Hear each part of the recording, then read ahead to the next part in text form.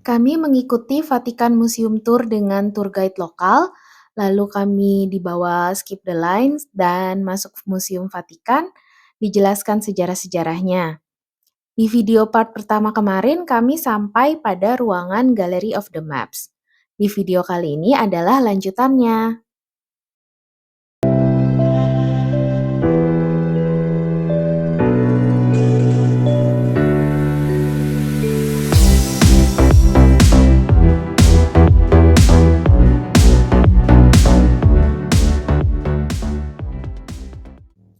Waktu kami mengunjungi Museum Vatikan kemarin, itu lagi ramai. Jadi memang nggak bisa lama-lama di satu ruangan, jadi kita langsung disuruh jalan-jalan aja. Jadi cuma bisa lihat sekelibat-sekelibat aja.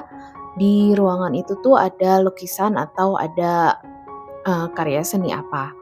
Nah, Museum Vatikan ini adalah satu arah, jadi dari pintu masuk itu kita semua diarahkan sampai ke ujungnya adalah Sistine Chapel. Untuk mencapai Sistine Chapel, kita melalui berbagai macam ruangan, dan terakhir di video kemarin adalah The Gallery of the Maps. Setelah itu kita dibawa ke Raphael's Room. Untuk mencapai Raphael's Room, dari Gallery of the Maps kita melewati beberapa ruangan dengan karya seni yang ada di dalamnya.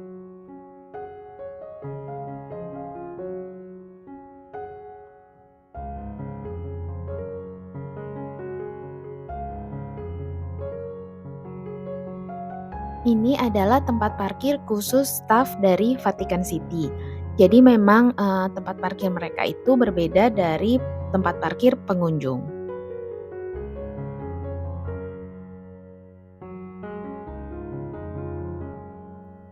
Kita memasuki Raphael Rooms.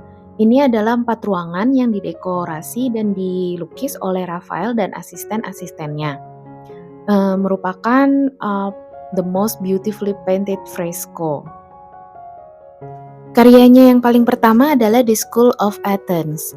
Ini dimulai 1509, lalu dalam 2 tahun itu selesai karena dia punya banyak asisten. Dan karena Paus tuh sangat suka sama lukisan itu, jadi dia minta Raphael untuk melukis semua ruangan. Jadi ruangan yang mempunyai si School of Athens ini adalah ruangan yang paling penting dari 4 ruangan itu.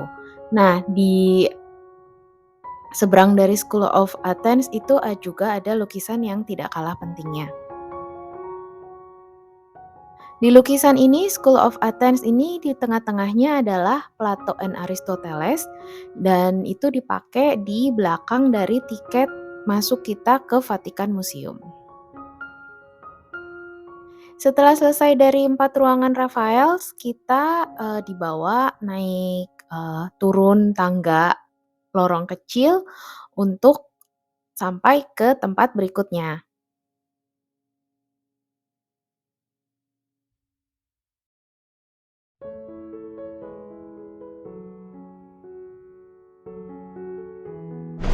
Look at it on the right side are modern reproduction of something the Gothic style.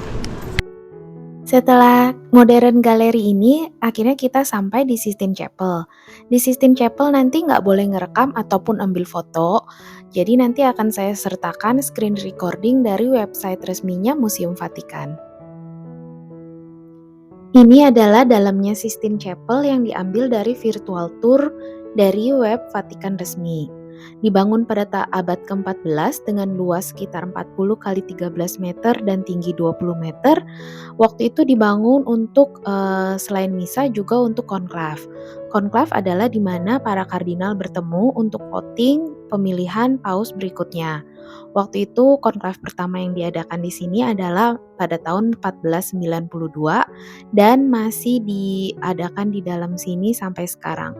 Jadi kalau misalnya lagi ada konklav ya Sistine Chapel ini ditutup untuk umum.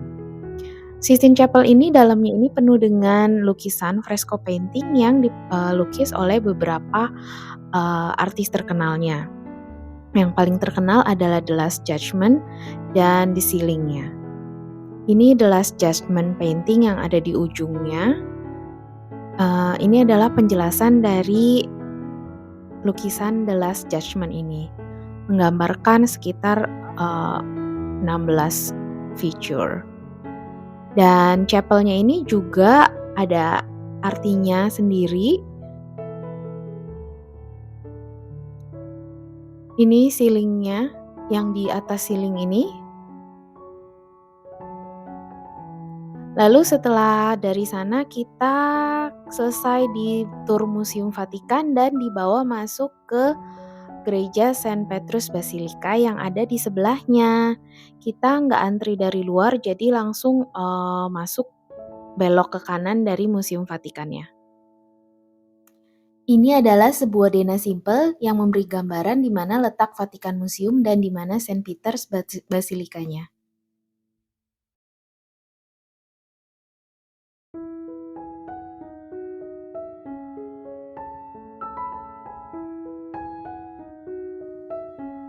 Sebelum kita sampai di tangga marble, di depannya itu ada patung Saint Paul.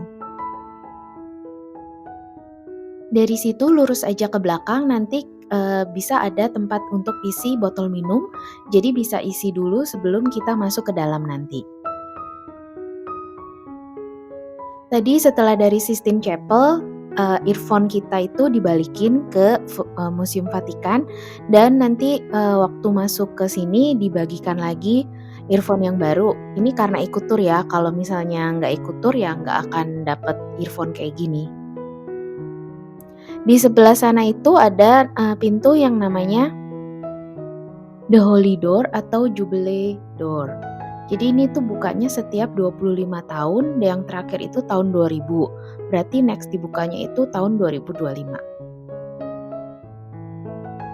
Dengan luas sekitar 1,5 hektar menjadikan gereja ini adalah gereja terbesar di dunia.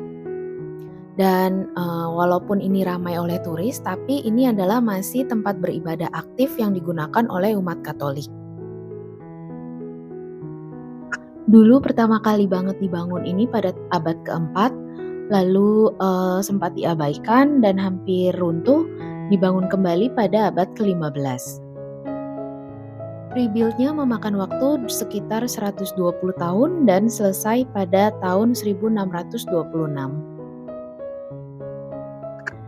Di dalam sini ini ada banyak patung, altar, karya seni, dan detail-detail menarik lainnya. Kalau memang suka karya seni, mungkin bisa di sini berjam-jam. Untuk masuk ke sini itu nggak ada tiket masuk, tapi itu harus antri dan melewati metal detektor pemeriksaan dulu. Lalu ini tuh masuk ke sini one way, jadi kalau udah masuk puas-puasin di dalam sampai puas. Kalau misalnya udah keluar pintu, nggak akan bisa masuk lagi soalnya. Jadi harus antri ulang lagi dari awal. Jadi kalau emang udah bisa masuk sini, berlama-lama aja di sini karena di sini tuh banyak banget detail menarik, apalagi bagi penyuka karya seni. Salah satu karya seni yang paling terkenal adalah De Pieta. Jadi ini adanya di sebelah kanan waktu kita pertama kali masuk dari pintu masuk. Ini tuh adanya di balik glass door karena dulu sempat ada yang mau menghancurkan patungnya. Jadi sejak itu dikasih pelindung glass door.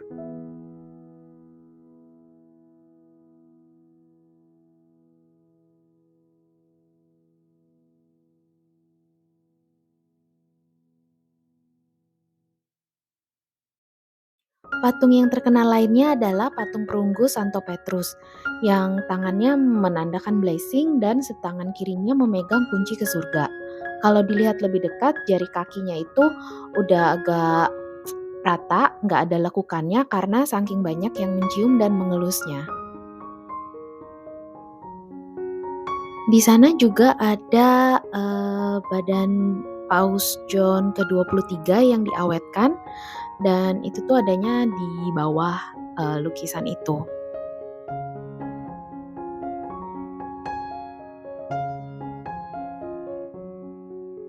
Kanopi besar dan tinggi ini terbuat dari perunggu dengan tinggi 28 meter, dibuat pada abad ke-16, dan ia berdiri tepat di atas makamnya Santo Petrus.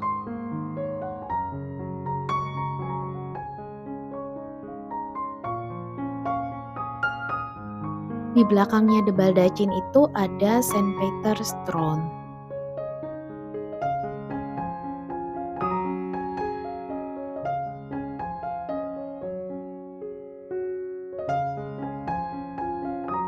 Ini adalah antrian untuk masuk ke bawah tanah tempat adanya makam dari paus yang pernah menjabat sebelumnya. Di bawah nggak boleh ngerekam dan memang nggak mau juga karena itu adalah makam. Nel nome del Padre e del Figlio e dello Spirito Santo. Dio che salva e consola. Setelah selesai kita pun keluar. Jadi inget ya, ini tuh satu arah. Jadi kalau misalnya memang belum puas di dalam, jangan keluar dulu. Karena kalau misalnya udah keluar dari pintu keluarnya, itu nggak akan boleh balik masuk kecuali ngantri dari depan lagi yang kira-kira bisa makan waktu sejam atau 2 jam sendiri. Vatikan City ini dijaga oleh Swiss Guard dengan seragamnya yang unik berwarna biru, merah, orange, dan kuning.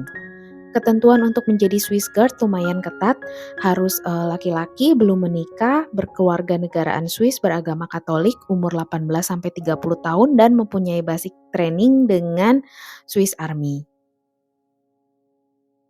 Di pintu keluar ada patungnya Saint Peter. Di depan basilikanya ini ada Saint Peter's Square, dan di tengah-tengahnya itu ada Egyptian Obelisk. Si obelisknya ini umurnya sekitar 4.500 tahun. Untuk masuk ke square-nya ini free ya, jadi nggak perlu bayar tiket atau nggak ada pintu masuknya. Untuk masuk gerejanya juga free, tapi harus antri, dan bisa juga naik ke dome-nya itu harus beli tiket lagi. Setelah 3,5 jam tur, kita capek banget, lalu akhirnya memutuskan untuk mencari makan siang. Ini adalah sekitaran dari gereja basilikanya seperti ini, dan kita nemu restoran Itali yang enak banget makanannya. Ini worth it kalau misalnya kesini mungkin bisa coba ke restoran ini. Dan di sini juga ada fountain tempat kita isi botol minum sendiri. Jadi emang disarankan bawa botol minum aja. Jadi Vatikan City ini walaupun negara sendiri yang berada di dalam kota Roma, ini tuh nggak ada border yang jelas di antara kedua negara itu. Katanya kalau buildingnya pasang bendera Vatikan ya masih masuk daerah Vatikan. Kalau buildingnya udah pasang bendera Italia ya berarti udah masuk daerah Italia.